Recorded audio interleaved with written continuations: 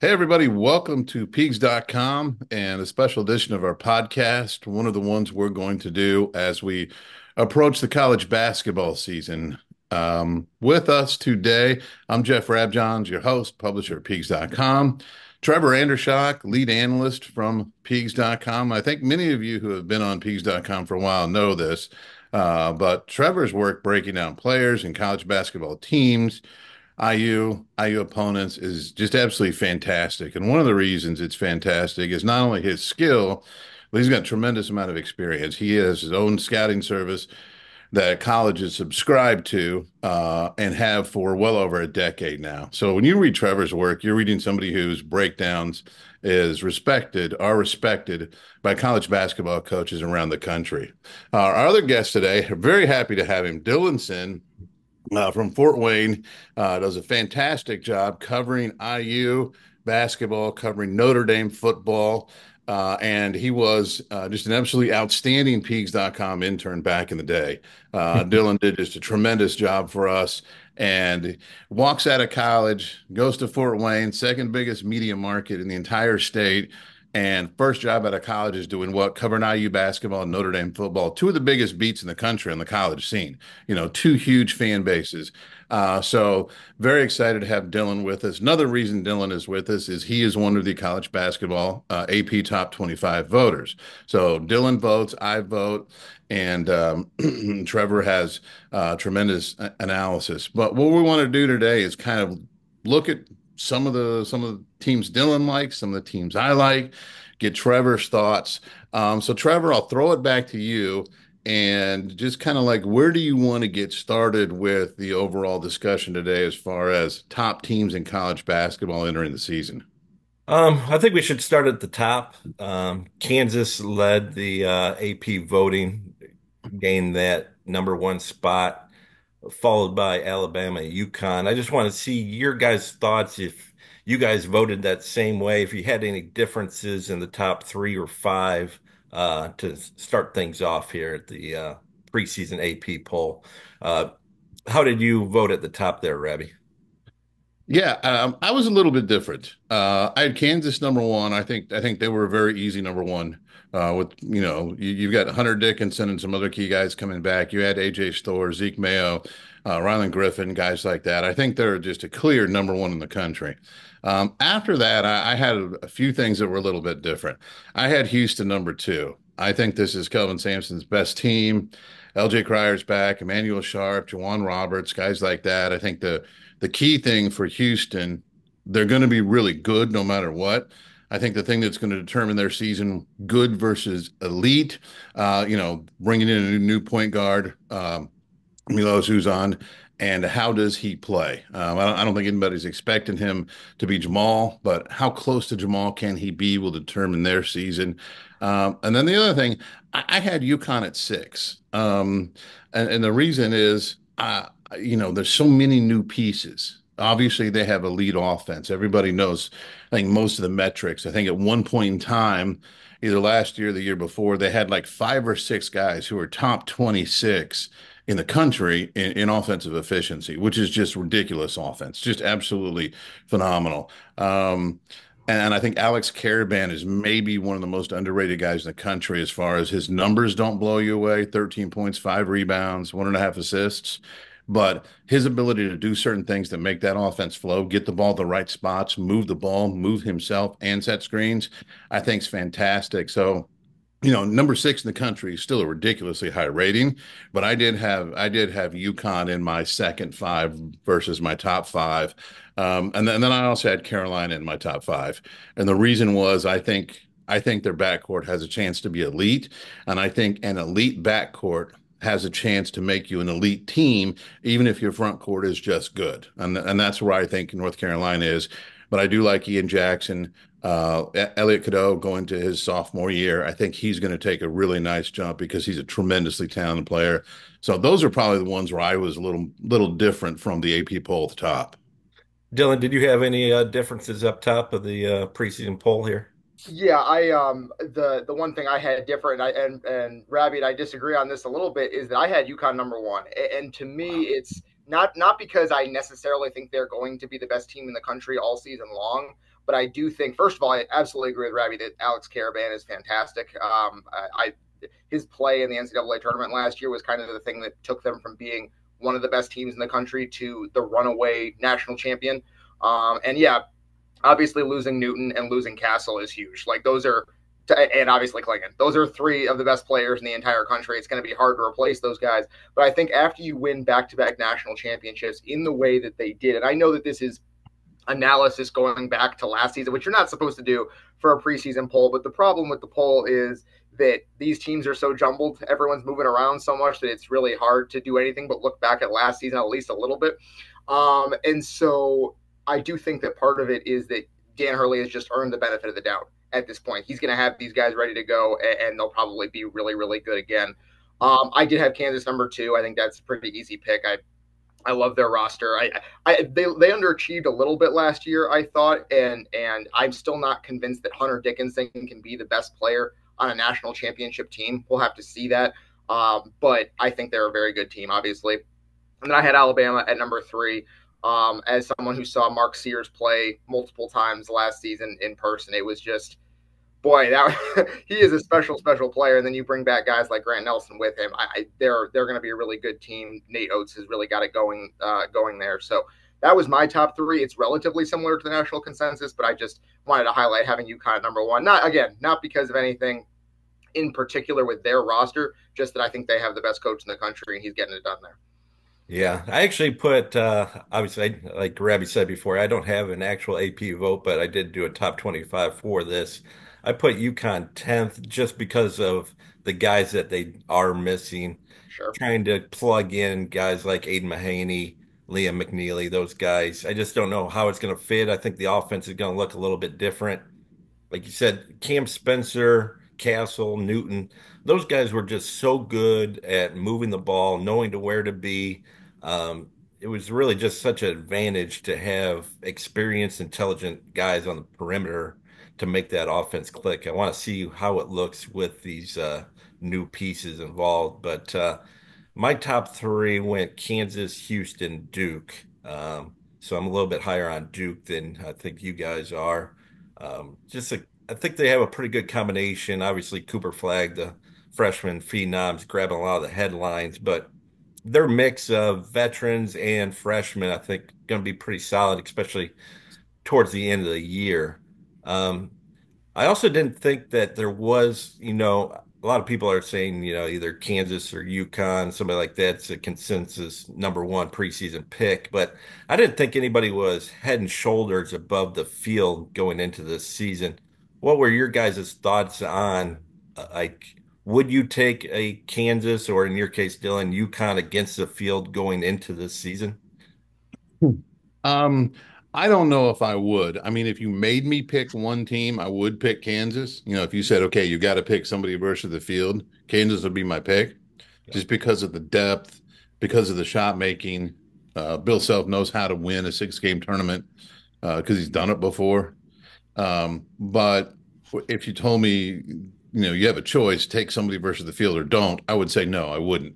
I think there's way too many contenders this year. I think, I went through the raw. I went through two things. Well, a couple things, but I did it in two stages. Went through the rosters and said, okay, what do I think of the roster? Then I went through and basically looked at how have you played for the last 3 years. I think 3 years pretty good look at what's happening with the program right now. And I came up with 16 different teams that I thought, okay, there's a case for them to make the Final Four.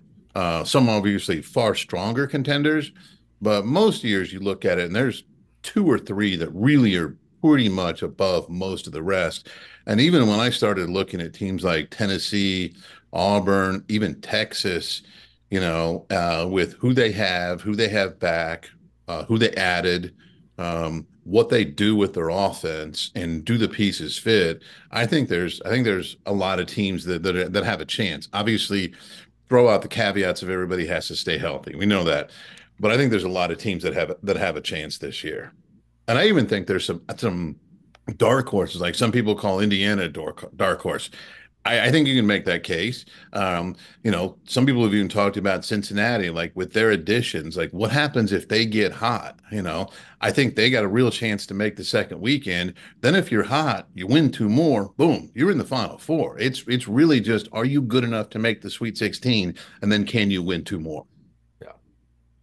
No, I absolutely agree with Ravi. I think that the field is wide open this year. I would not take anyone against the field. I think that especially this year, the top contenders are transfer built in a way that we haven't really seen before. I think that Yeah.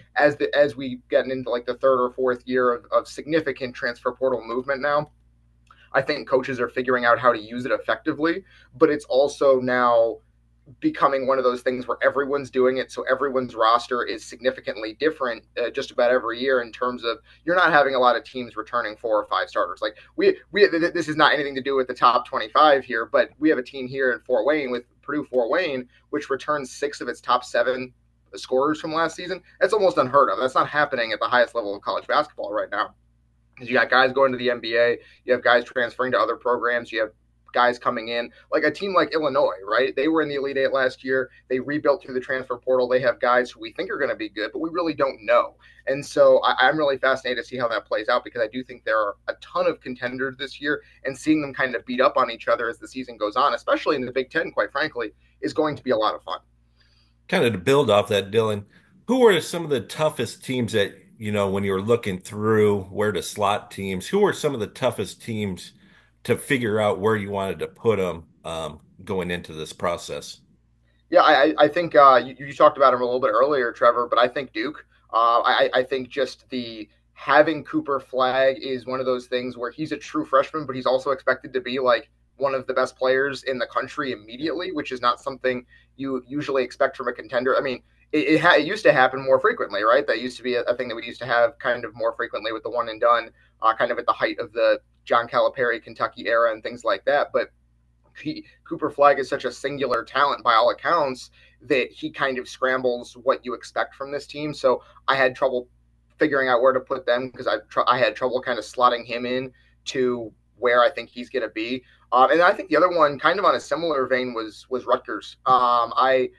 I don't know how good those guys are going to be. The two freshmen with Harper and Bailey. Like from everything I've heard and everything I've seen on tape, those guys are the real deal. They're awesome, and Rutgers has a foundation there of just gritty, hard nosed basketball. And if you add supersized talent to that, I think that can be a really good team. But we don't know how good those guys are going to be right away. Is it going to take them a month to settle in? Is it going to take them 2 months? Is it going to take them until February? We don't know.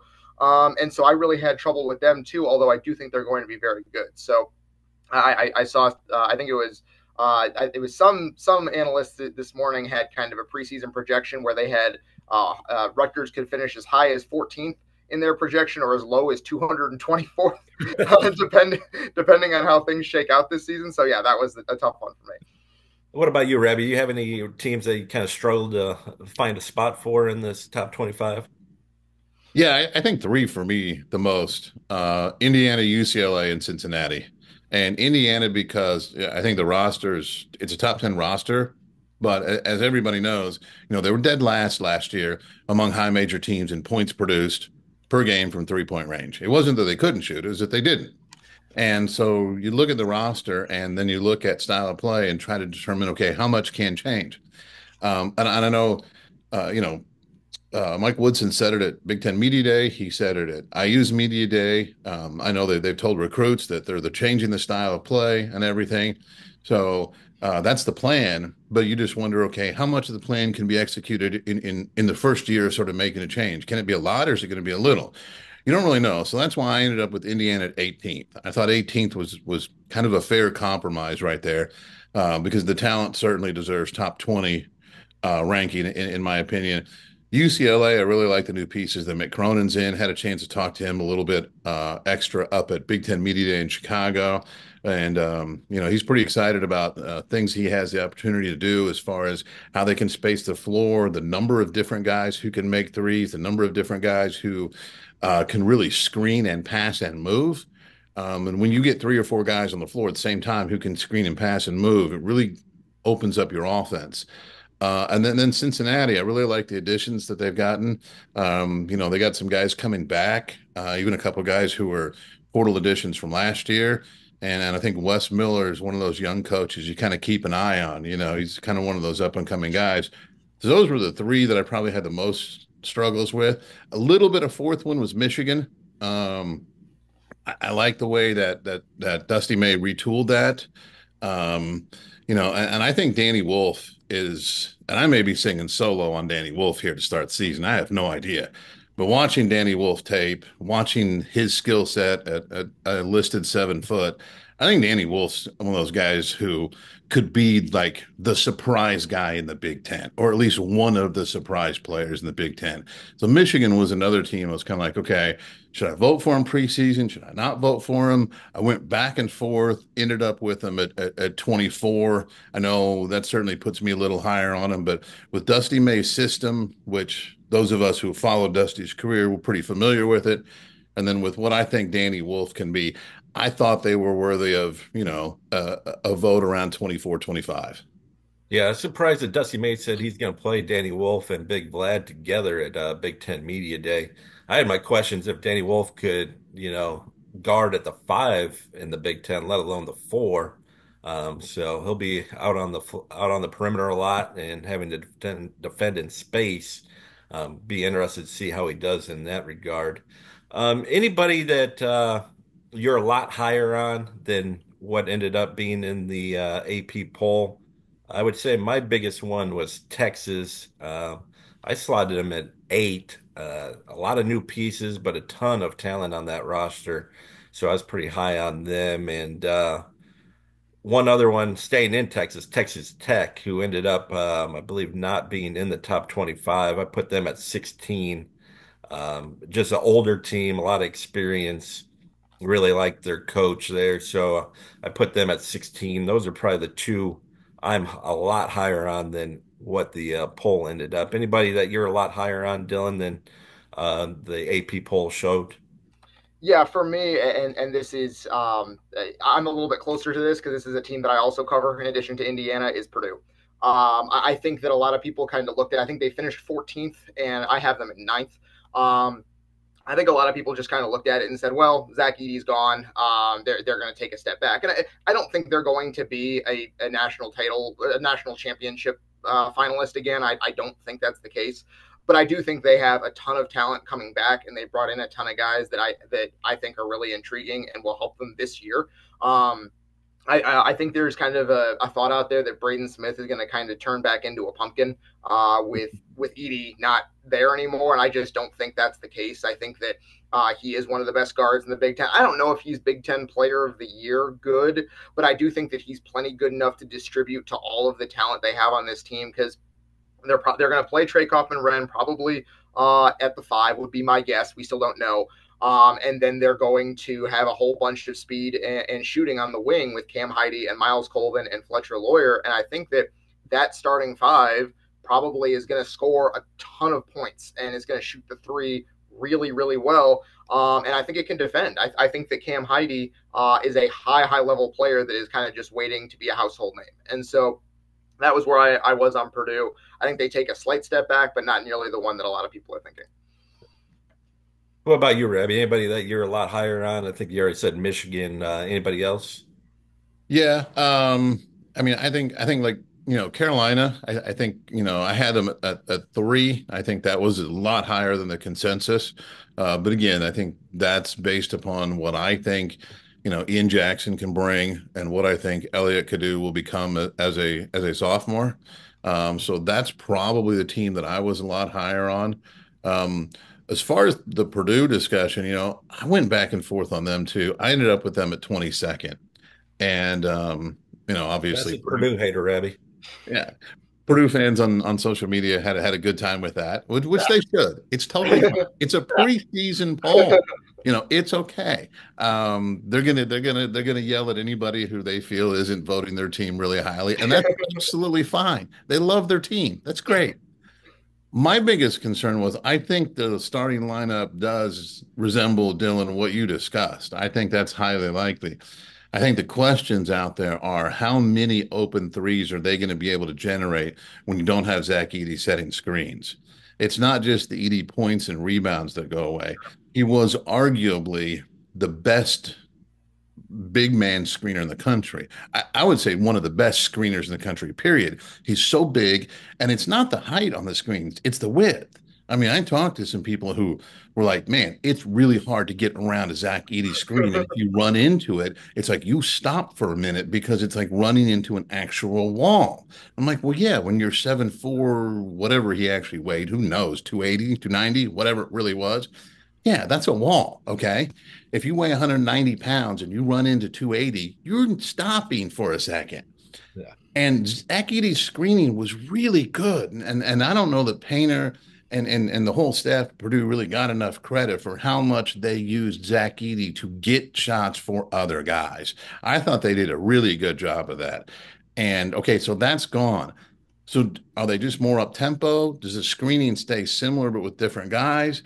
I am very intrigued to see how they play because it's how they play is going to be obviously very different. But we've seen Matt Painter play different ways. He's won with bigs.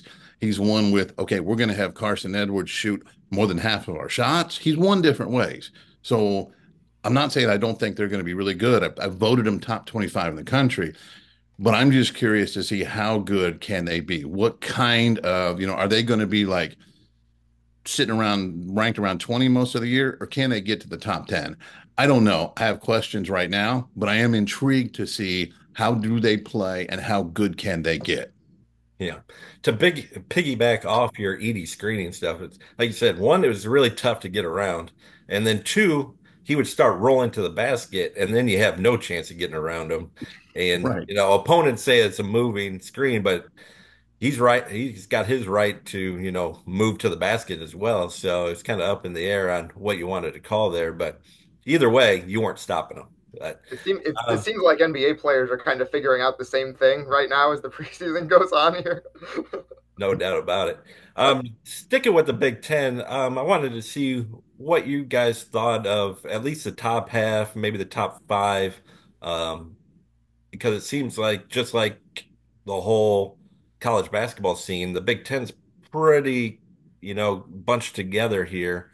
Um, who did you guys have at the top there? We'll start with you, Dylan. Who are your top five or eight, or however far you want to go down?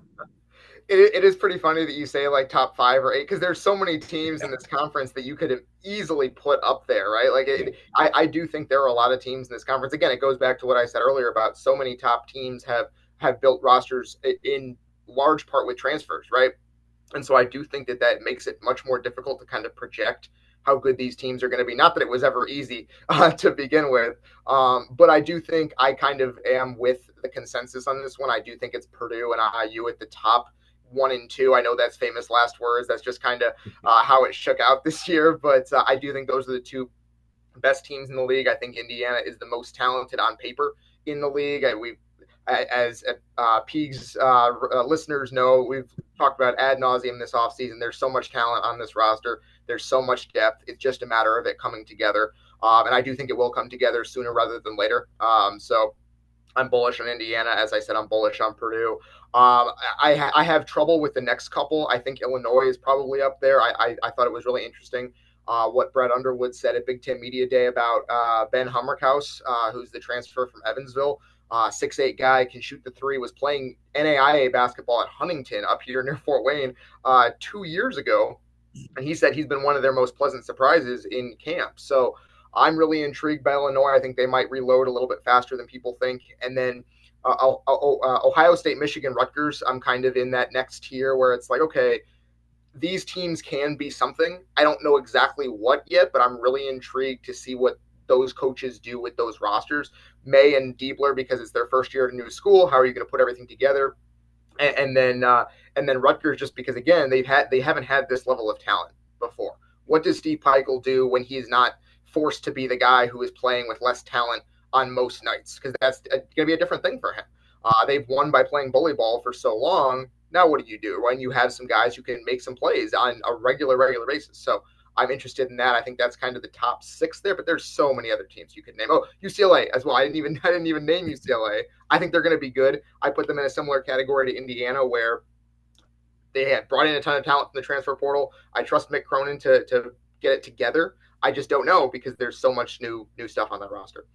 Yeah, I'm pretty much on board with everything you listed there, Dylan. I have Illinois third in my Big Ten rankings, put them in the top 25 as well at 19.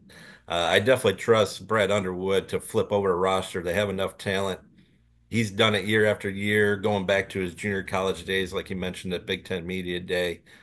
So I'm pretty high on Illinois, and on the opposite side, I'm pretty low on UCLA.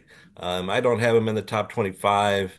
Have them eighth in the Big Ten. Like you said, like 5 through 15 could, be in any order, but I'm a little bit lower on them. Just don't really trust their roster very much, but pretty much agree with everything you said there, Dylan. What about you, Rabbi? Who are your top Big Ten teams? Yeah, I definitely had it looked at it a little bit differently. I think the two best rosters when you look at offensive potential, at least right now, are Indiana and UCLA. And again, maybe my conversation out there in the hallway with Mick Cronin swayed my thinking a little bit. That's certainly a possibility. But I like the ideas of what he wants to do with the guys that he has. Defensively, we'll see what they look like, but I think they have a chance to be pretty good offensively. I think Illinois is right there. And like you mentioned, Brad Underwood, he has some JUCO blood in him. Okay. So flipping over a roster every year, no big deal. So what happens at the JUCO level? I think Brad Underwood is totally fine if he has to flip the roster every year. I don't know if he like wants to per se, but I don't think it's really going to impact him too much. I think he's okay with that. I like Purdue. Obviously, Matt Painter's proven it, so they're going to be up there fighting for a top four spot. I like Michigan's retooling of its roster. I think I had them fifth.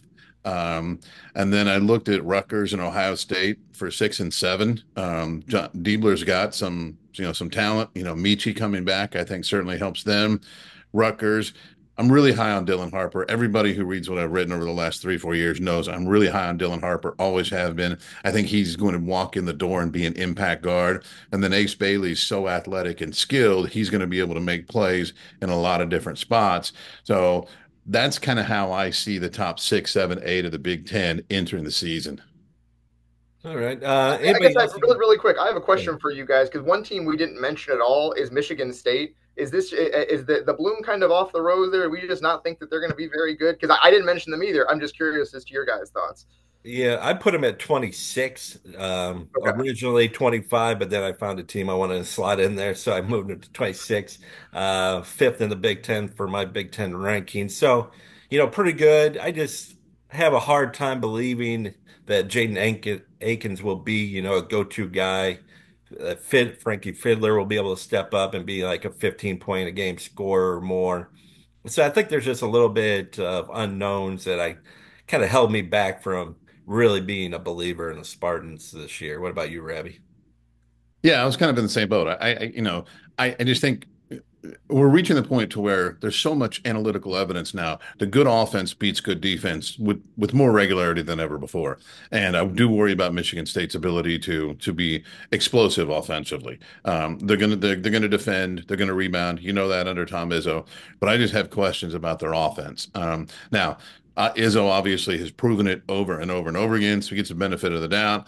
But I do think going into the season, the biggest question for Michigan State is, are they going to score enough to contend for a top four spot? And right now, I think that's going to be tough. I think them finishing somewhere 6 to 8 is more likely than them finishing them in the top four. All right, I think that'll do it for the Pigs podcast, looking over the AP Top 25 here preseason. Uh, Thank you, Dylan, for joining us. Appreciate it. Rabbi, we'll see you on the Peegs.com message boards this afternoon. Sounds good, man. Talk to you. Thank you, Dylan. Absolutely, guys. Thanks for having me on. This was a lot of fun.